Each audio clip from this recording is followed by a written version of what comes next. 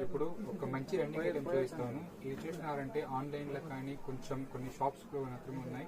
చాలా full fast ఉంది. ఈ ఐటమ్ చూడండి. ఇది మనం చూసినామంటే శారీ మొత్తం ఆల్ ఓవర్ మల్టీ కలర్ లో మనకి బాంది డిజైన్ వచ్చేస్తుంది. బార్డర్ లో చూసినామంటే మనకి జెరీ, అది ఫాయిల్ ప్రింటో లేదు ప్రింటో అనేది కాదు.